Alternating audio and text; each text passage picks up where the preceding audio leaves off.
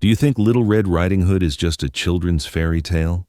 A simple moral lesson about strangers and dangerous forests? What if I told you that behind this seemingly innocent story lies a dark truth that governments, historians, and folklorists have deliberately concealed for centuries? A truth so disturbing that those who've uncovered it have often disappeared without explanation. The story you're about to hear has been pieced together from sealed archives, forgotten manuscripts, and the testimony of those few brave souls who dared to speak before they vanished. This isn't fiction. This is the suppressed history behind one of the world's most ubiquitous folktales, a history written in blood and shrouded in silence. Little Red Riding Hood first appeared in print in 1697 in Charles Perrault's Tales of Mother Goose, or so the official record states, but evidence suggests the story existed long before, not as a cautionary tale, but as documentation of actual events. Events that began in the Black Forest region of Germany in the winter of 1582. December 17th, 1582. The village of Schwarzholz, a small settlement nestled at the edge of the Black Forest. The disappearance of 7-year-old Greta Holzmann was recorded in the parish records of St. Matthias Church. The girl, described as wearing a distinctive red wool cloak made by her grandmother, ventured into the forest to deliver food to her ailing grandmother, who lived alone in a cottage beyond the tree line. She never arrived. The village initially organized search parties. They found nothing. No tracks in the snow, no torn fabric caught on branches, no blood. Nothing. After 3 days, the search was abandoned. The official explanation: the child had become lost, succumbed to the winter cold, and her body was buried by snowfall. But on December 24th, exactly 1 week after Greta's disappearance, woodcutter Heinrich Müller reported finding the grandmother's cottage. The door was ajar. Inside, the bed was made, the fire extinguished, and a half-finished bowl of soup sat on the table. Of the grandmother, there was no sign. Of Greta, nothing. The only evidence something had happened, deep scratch marks on the inside of the door, not from the outside trying to get in, from the inside trying to get out. Most disturbing of all, Muller reported a strange detail that was later struck from official records. On the floor beside the bed lay a carefully folded red cloak, Greta's, without a single tear or bloodstain, perfectly clean, waiting. The disappearances were dismissed as the unfortunate but common tragedies of rural life in winter. The village moved on. The incident was forgotten, until it happened again. March 3rd, 1589, 7 years later, the neighboring village of Rottwald. 9-year-old Elise Baumann, also wearing a red cloak, ventured into the same forest to deliver food to her bedridden grandfather. Neither returned. When villagers reached the grandfather's cottage, they found it exactly as the Holzmann grandmother's had been, neat, undisturbed, with a neatly folded red cloak placed at the foot of the empty bed. This time, however, there was something new.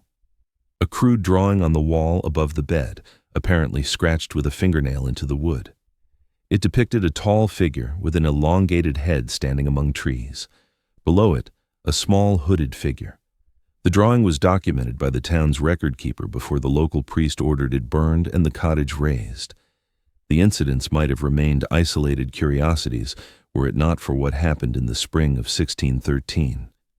In the span of 6 weeks, 5 children disappeared from 5 different villages across the region. Each child was between 7 and 10 years old. Each wore a red garment. Each was traveling alone through wooded areas. Each was delivering food to an elderly relative who lived in isolation. In every case, the same pattern emerged. The elderly relative vanished without trace. The cottage was found undisturbed. The red garment was recovered, neatly folded, impossibly clean. By now, panic had taken hold. Villages across the region forbade children from entering the forests alone. The wearing of red clothing was discouraged, then outright banned by local ordinance. Records from the time show that families with red-haired children often dyed their hair darker or kept them hidden from public view. Church authorities, working in conjunction with local officials, offered an explanation. Wolves, a particularly cunning and vicious wolf, was hunting in the region, they claimed. The missing bodies, dragged to inaccessible dens, the undisturbed cottages, the work of human thieves taking advantage of the tragedy. The folded garments? A bizarre coincidence, or perhaps the work of the same opportunistic humans. On June 7, 1613, authorities announced they had killed an unusually large wolf in the forest near Schwarzholz. The disappearances stopped. The matter was considered resolved. But was it? A manuscript dated November 1614, discovered in the personal archives of Bishop Friedrich von Waldberg in 1943, tells a different story. The document, written by an investigator sent by the church, describes interviewing a woodcutter who claimed to have witnessed something in the forest 3 days before the last disappearance. The woodcutter described seeing a child in a red cape speaking to what he initially thought was an old woman at the forest's edge. As he moved closer, he realized the woman was something else entirely. Tall, gaunt, standing unnaturally straight, its head tilted as though listening intently. When it turned slightly, he saw its face was wrong, twisted somehow, with eyes too large and a mouth that split too wide. The woodcutter fled. When questioned why he hadn't reported this immediately, he claimed he had, to the village magistrate, who told him to keep silent. The manuscript ends abruptly mid-sentence. There is no record of what happened to its author. Bishop von Waldberg's journals show he ordered an immediate cessation to the investigation 3 days after receiving this report. His only explanation: some doors, once opened, cannot be closed again. For nearly a century afterward, the incidents seemingly stopped, or perhaps they were simply no longer recorded. The folk memory remained, however, transforming over time into the cautionary tale we now know as Little Red Riding Hood. The story served its purpose: keep children away from forests, instill fear of wolves, and most importantly, never speak of what might really lurk among the trees. But the pattern was not broken, only dormant. October 31st, 1703. All Hallows' Eve, the village of Schwarzwald, some 20 miles from the original incident.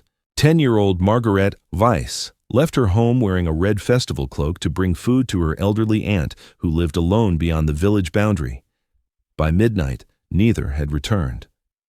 This time, something different happened. When villagers reached the aunt's cottage the following morning, they found the door locked from the inside. After breaking it down, they discovered the cottage empty, but not undisturbed. Furniture was overturned, claw marks scored the walls, a window was broken outward, glass scattered on the outside ground, and on the bed lay not one, but 2 red cloaks, folded with impossible neatness, side by side. Most disturbing of all was what witnesses described seeing in the hard-packed dirt floor: 2 sets of footprints. One small, a child's, one impossibly large and elongated, with what appeared to be claw marks at each toe. Both sets walked toward the bedroom. Neither walked out. The authorities' response was swift and severe. The cottage was burned that same day. The village priest who documented these findings was reassigned to a monastery in Bavaria, where he died 3 months later of what was described as a wasting illness of the mind. Official records were altered to state that both Margaret and her aunt had moved away suddenly, their current whereabouts unknown. But people remembered. They whispered. They warned their children. Don't wear red in the forest. Don't speak to strangers. Don't stray from the path. They created a monster they called the wolf to explain away something far worse, something that had no name, something that took both the young and the old, something that collected red garments as tokens. The pattern continued.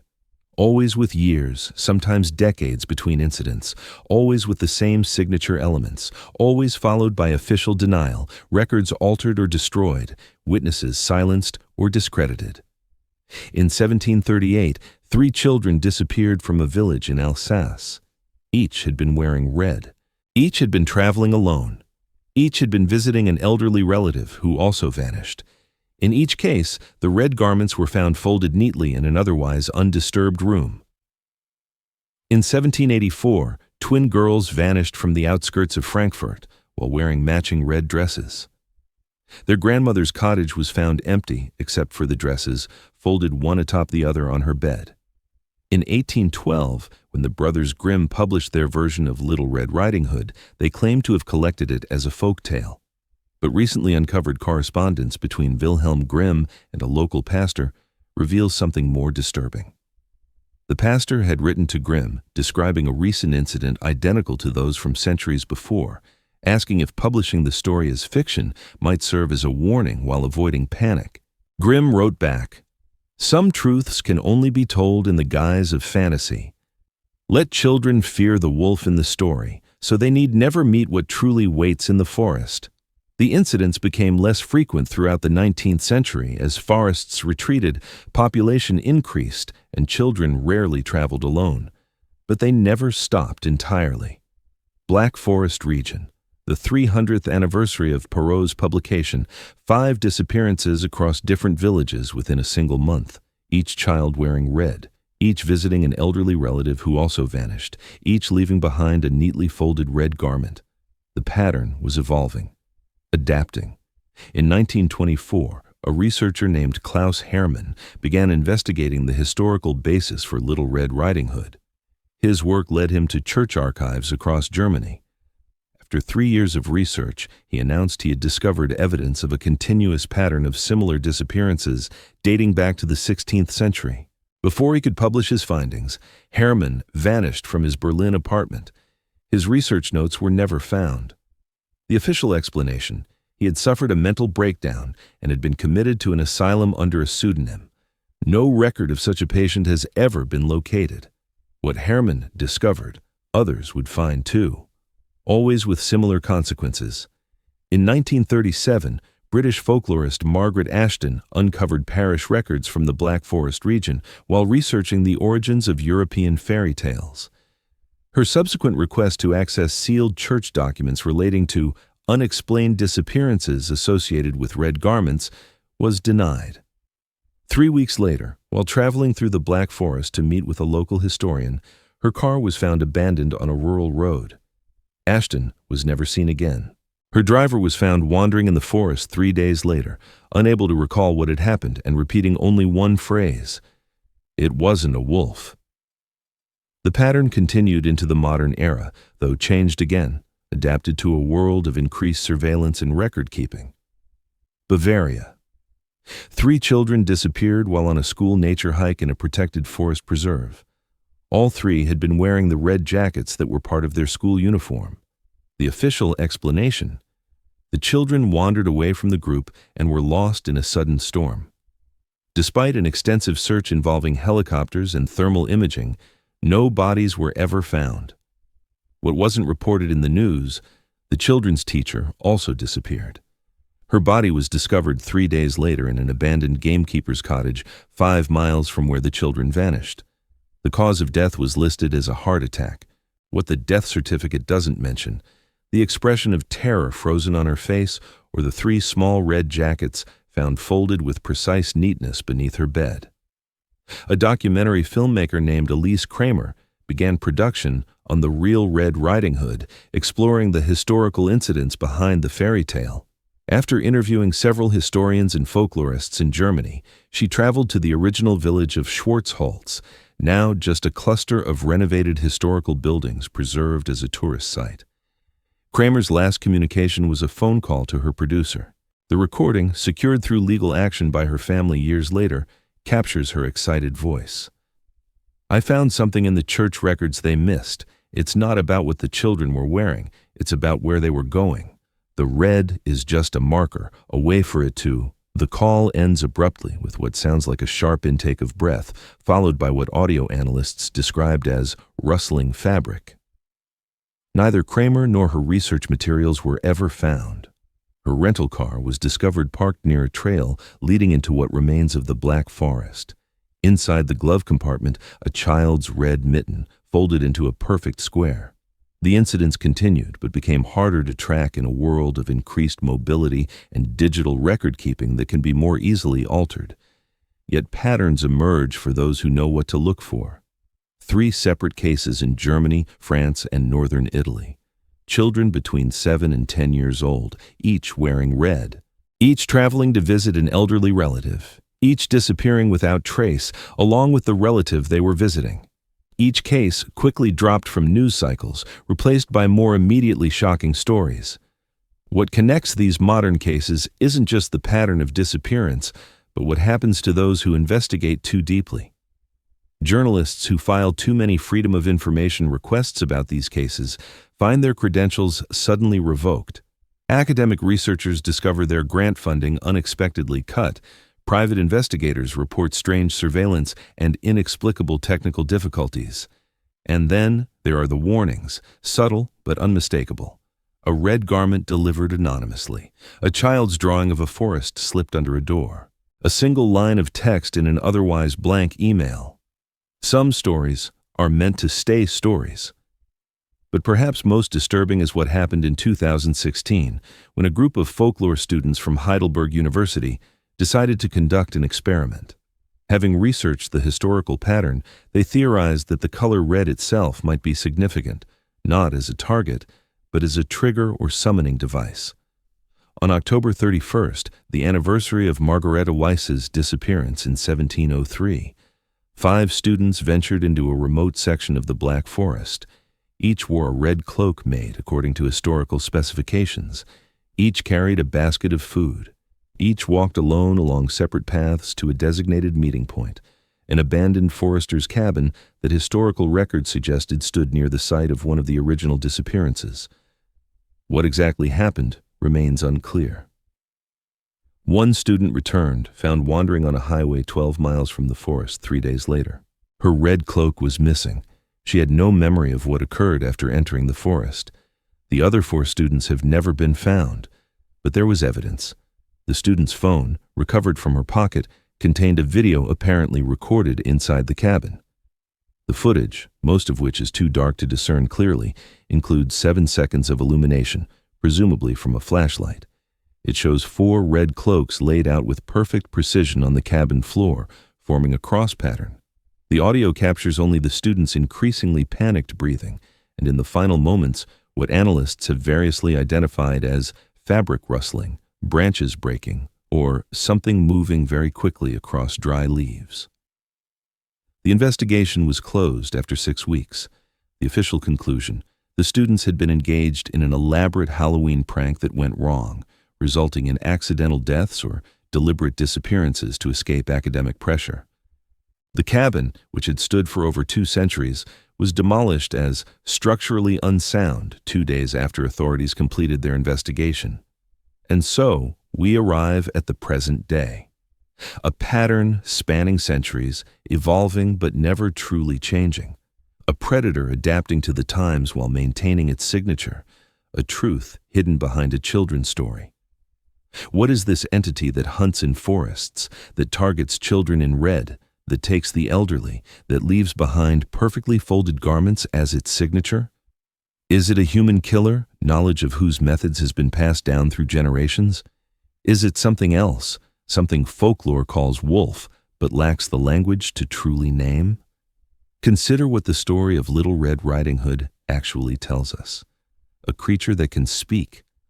A creature that consumes the elderly victim first, then waits for the child. A creature that can disguise itself, wearing the skin of its victim. All the better to see you with, all the better to eat you with. Not the description of a wolf, but of something wearing human form imperfectly, something studying humanity but not quite understanding it. The most disturbing theory emerged in 2019, when Dr. Hannah Muller, a cryptozoologist studying European folklore, suggested that the consistent folding of red garments pointed to something ritual, not a trophy-taking, but an offering returned. Whatever this entity is, she wrote in a paper that was accepted but never published, it doesn't want the children for their clothing. It wants the children because they bring the clothing. The red triggers it, summons it, but the offering must be made willingly. The child must bring the color red into its domain. Dr. Muller's paper was withdrawn from publication after methodological concerns were raised. Her university position was terminated 3 months later. Her current whereabouts are unknown. The most recent confirmed incident occurred in 2023. A 9-year-old girl named Sophie disappeared while walking through a small wooded area between her home and her grandmother's apartment complex in a suburb of Munich. She was wearing a red winter coat. Her grandmother, who lived alone, also vanished. Both apartments were found undisturbed except for the girl's red coat, folded with mathematical precision on her grandmother's bed. Police officially classified both as missing persons. The case remains open but inactive.